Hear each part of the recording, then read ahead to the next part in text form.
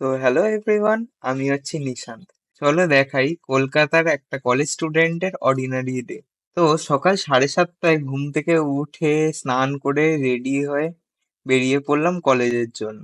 যারা যারা জানো না আমি কোন কলেজে পড়ি, তাই আমি বলে রাখি, আমি পড়ি IEM সল্ট লেক। হাঁটতে হাঁটতে পৌঁছে গেলাম বাস স্ট্যান্ডে, সেলিমপুর বাস স্ট্যান্ড এটা, ঠিক আছে। তারপরে এত সকালবেলা এত ভিড় বাস কিভাবে হতে পারে, বাসে করে পৌঁছে গেলাম কলেজে।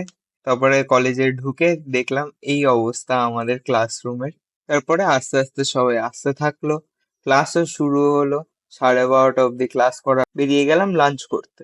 তিনখানা পরোটা সাটিয়ে একটুখানি কোল্ড ড্রিঙ্কসও খেয়ে নিলাম। আর এই হচ্ছে আমার বোন, কি করছে জানি না। তারপরে চলে গেলাম ট্যালি প্র্যাকটিস করতে ল্যাবে।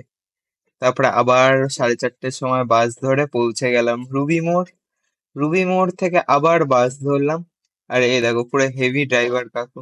তো বাস থেকে নেমে গেলাম, নেমে হাঁটতে হাঁটতে বাড়ির দিকে গেলাম। এই দেখো এই কিউটিটাকে, এই হচ্ছে আমার স্ট্রেস বাস্টার। আর এই হচ্ছে কলকাতার এক কলেজ স্টুডেন্টের অর্ডিনারি দিন।